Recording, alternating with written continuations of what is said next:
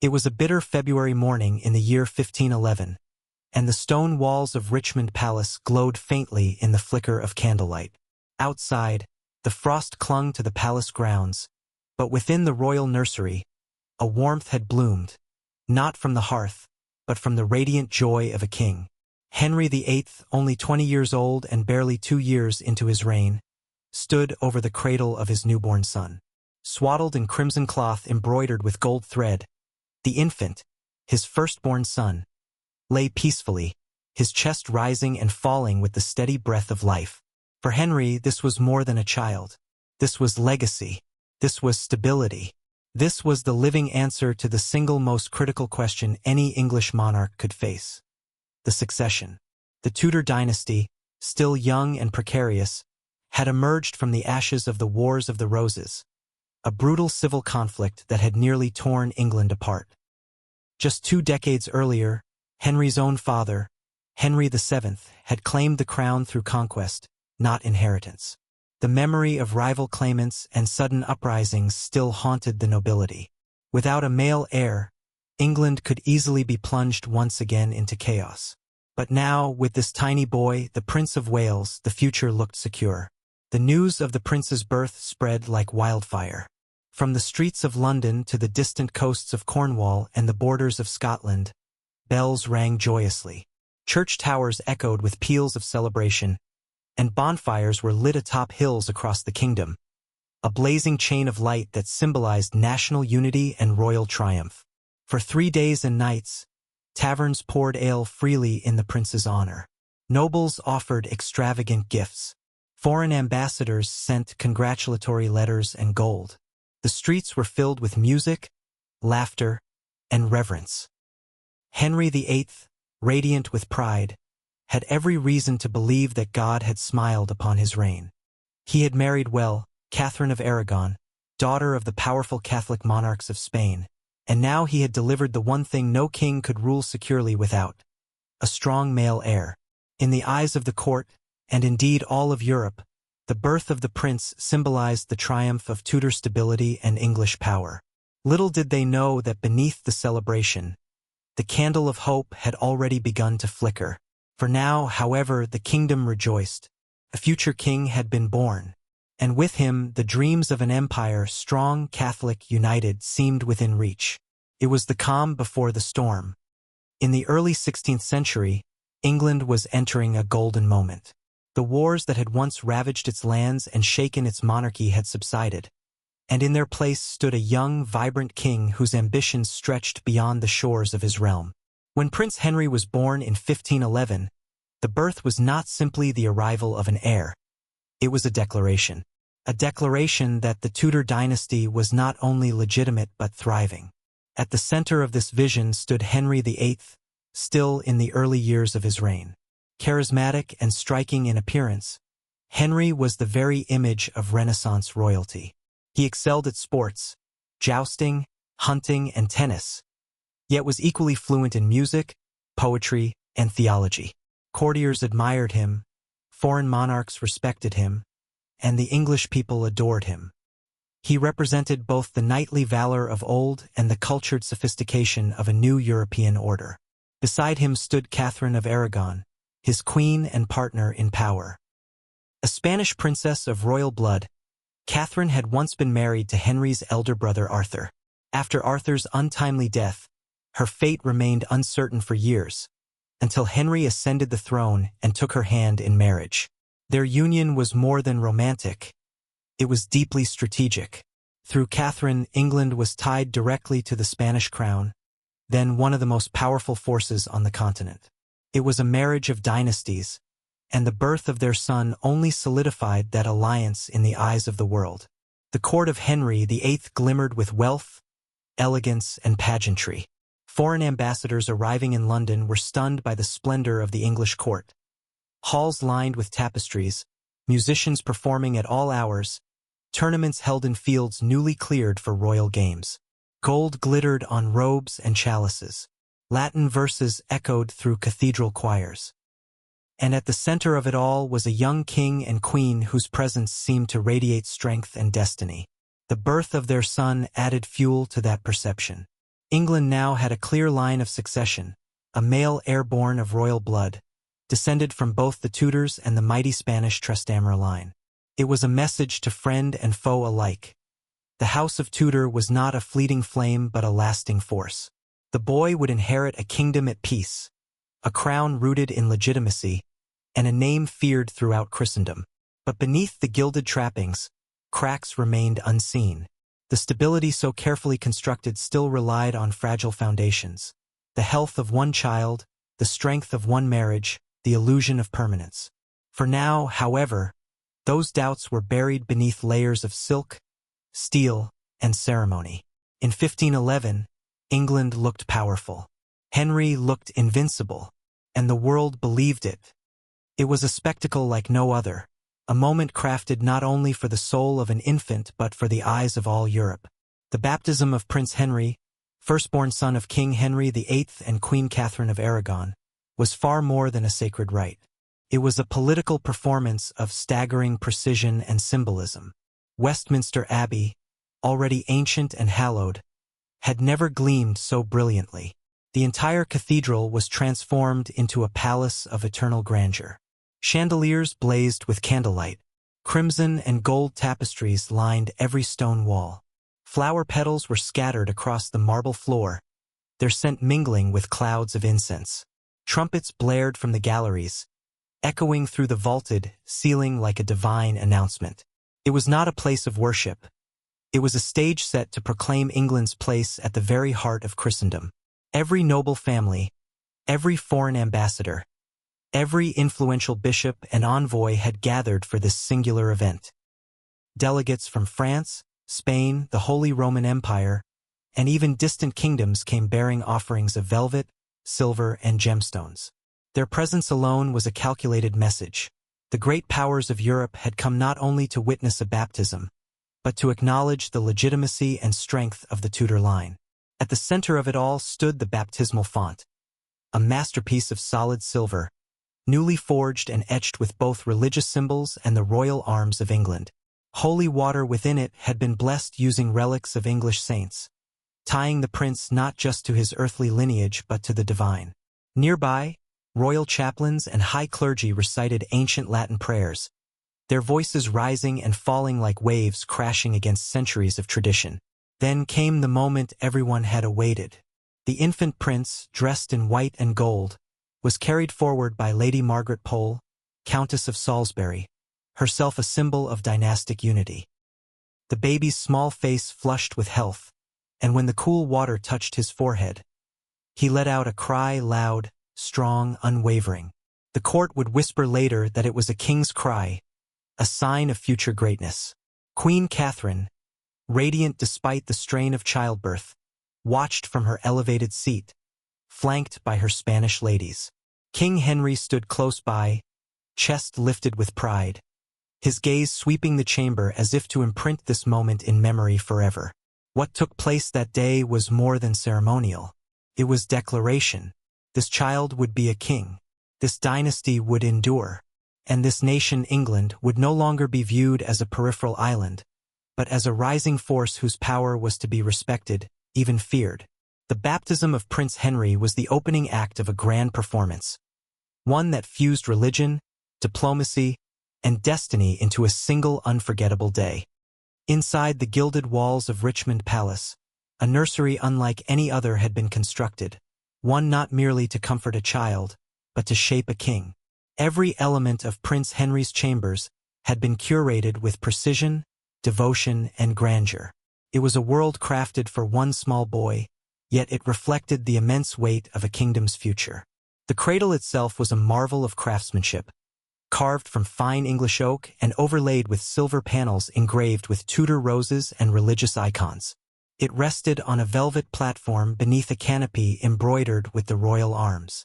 Silk pillows were stacked within, and swaddling clothes were changed several times a day, each set hand-stitched by the kingdom's finest seamstresses and blessed by court chaplains. The prince's garments were miniature works of art, tunics of Italian silk, cloaks trimmed in ermine, and caps adorned with tiny rubies. Yet the nursery was no place for frivolity. It was a living institution of state. More than 30 attendants served in rotation around the clock.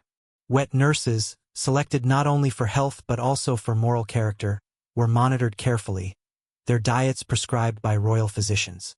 Rockers kept the cradle gently swaying day and night, while watchers stood silent vigil, ensuring nothing, no draft, no noise, no shadow, disturbed the future monarch's rest. Presiding over this intricate operation was Dr. Fernando Victoria, the royal physician.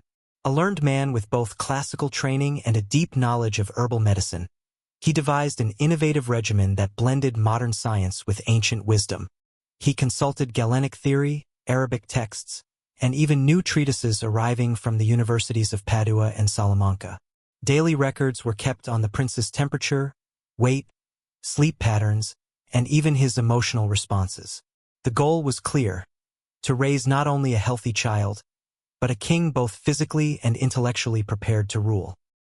What astonished the court most, however, was the king himself. Henry VIII, often seen as a commanding and distant figure, made frequent visits to the nursery, sometimes twice a day.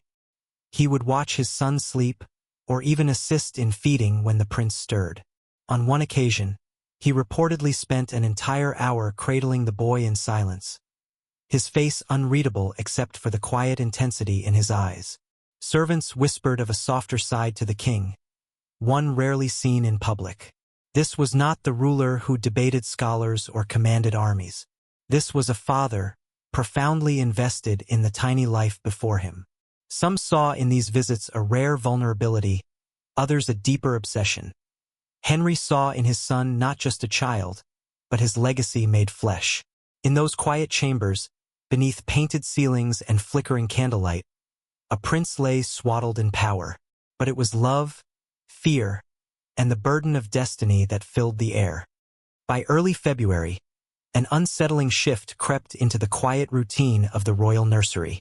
At first, it was subtle, barely noticeable to those untrained in such matters. The infant prince, once known for his hearty appetite and spirited cries, began to feed less eagerly.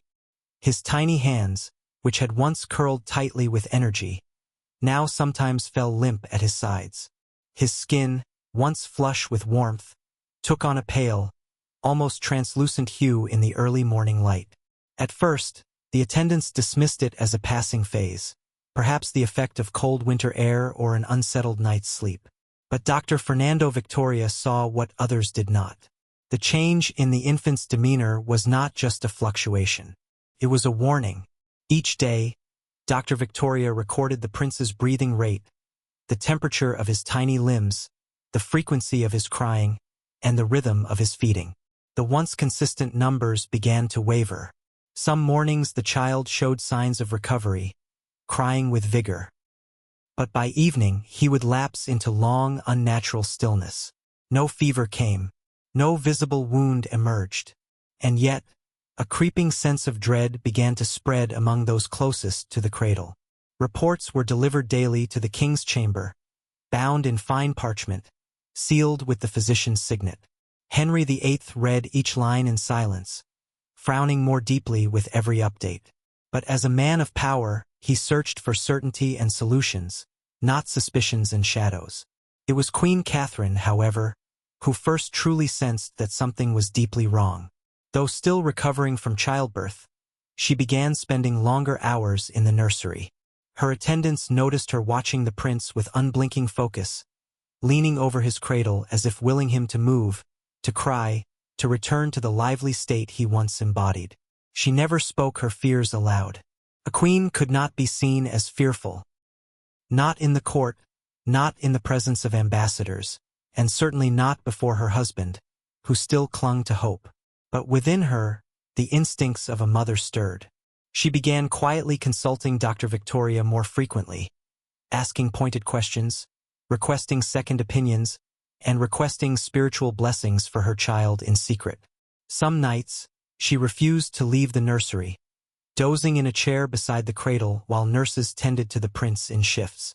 Her ladies-in-waiting found her gazing at her son in the candlelight, whispering to him in Spanish, her voice trembling despite her carefully composed expression. In the still air of Richmond Palace, Beneath the gilded ceiling of the royal nursery, something invisible had taken hold. A slow, creeping shadow, too faint to name, too quiet to stop. It was not yet tragedy, but the first cruel taste of its arrival. And though the kingdom still celebrated, and the bonfires of January still smoked faintly on distant hills, inside the nursery, winter had truly begun. On the morning of February 22nd, 1511, the silence in Richmond Palace was heavier than ever. The golden nursery, once filled with whispers of courtly pride and the gentle rustling of silk, had become a chamber of dread.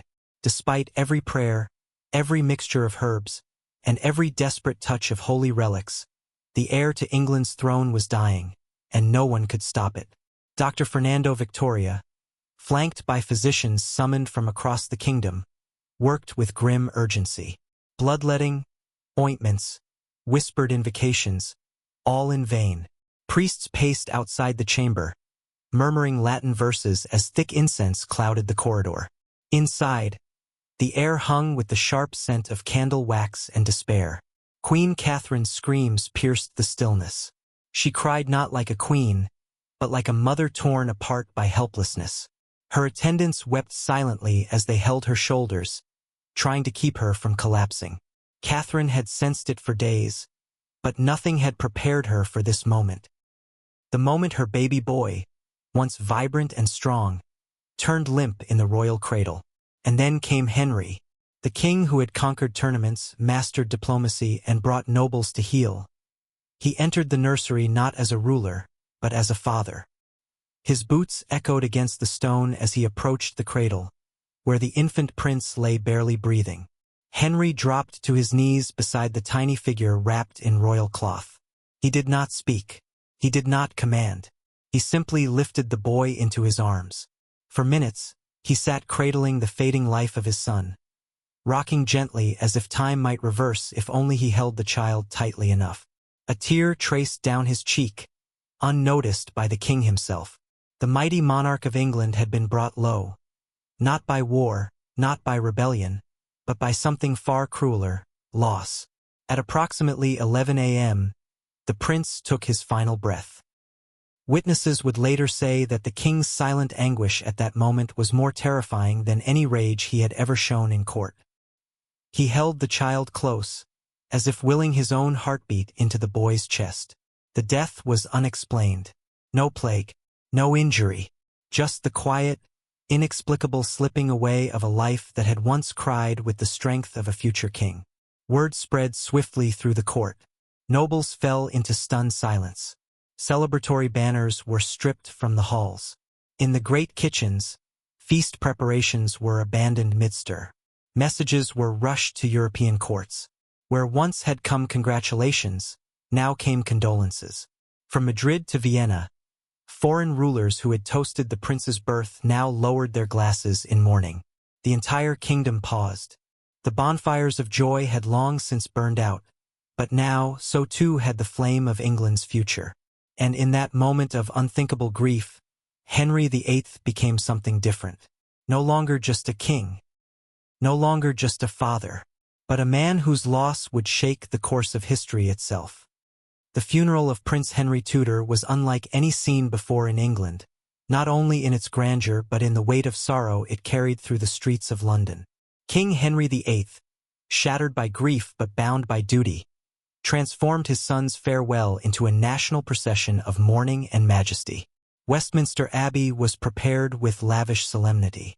Its massive doors, draped in black velvet embroidered with silver thread, opened to a city hushed in grief. Inside, the towering arches were veiled with banners of mourning, and 100 candles burned at the high altar, their flames flickering beneath stained glass darkened by soot and storm. The prince's tiny body had been placed in a coffin of solid silver, carefully crafted by the kingdom's most skilled artisans.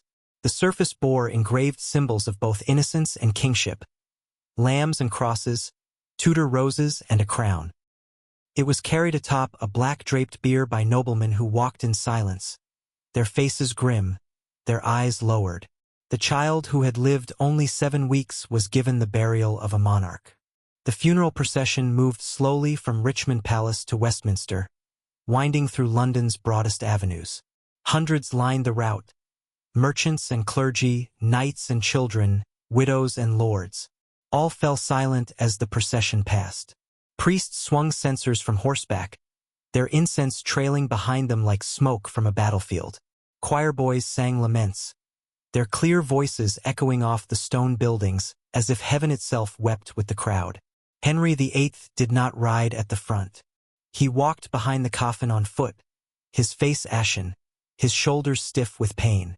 Gone was the confident stride of the conqueror king. In its place marched a man hollowed out by loss. Catherine, too, remained cloistered in her chambers, too overcome to appear, her cries still lingering in the halls of Richmond like ghosts that would not leave. When the coffin finally reached Westminster Abbey, Archbishop William Warham led the service. He spoke of faith, of heaven, of God's unknowable will.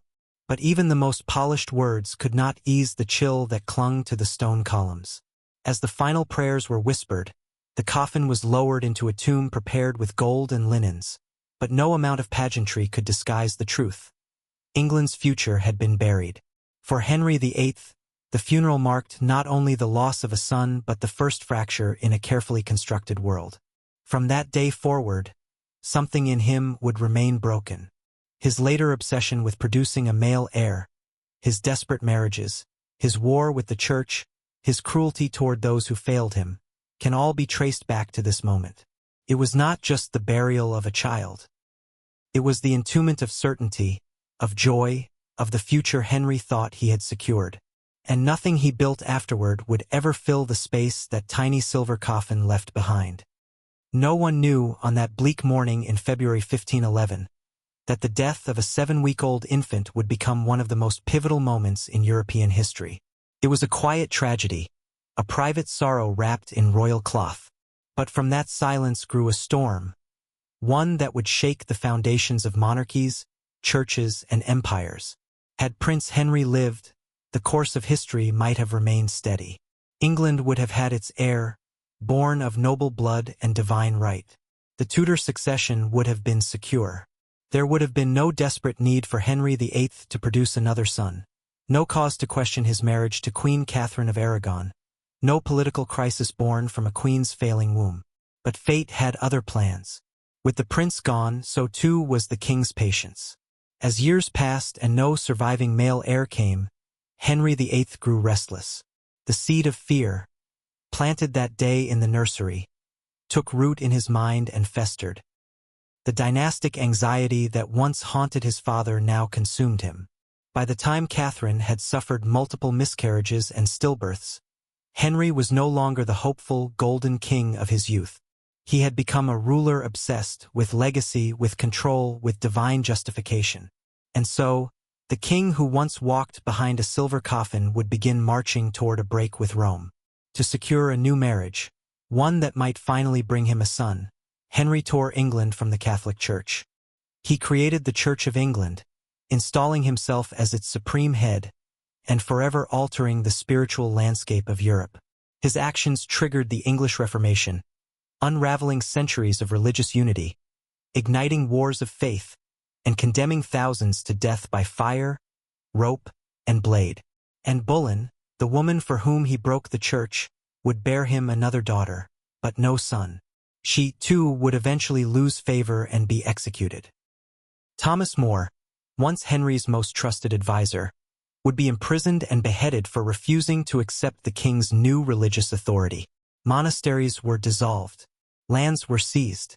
Blood ran where incense once burned. And yet, amid this chaos, a child was born, Elizabeth, the girl who would become one of the most powerful monarchs in English history. A queen of fierce intellect, ruthless diplomacy, and indomitable rule. Her rise would not have been possible if her half-brother had lived. That is the cruel irony. The death of one child created the conditions that brought another into power. Every decision, every execution, every upheaval that followed traced back, directly or indirectly, to the death of Prince Henry Tudor. It was not merely a royal loss. It was a fracture in time. And in that brief moment when a father held his dying son, history changed its course. Not with a sword, not with a crown, but with a whisper of breath that failed to return.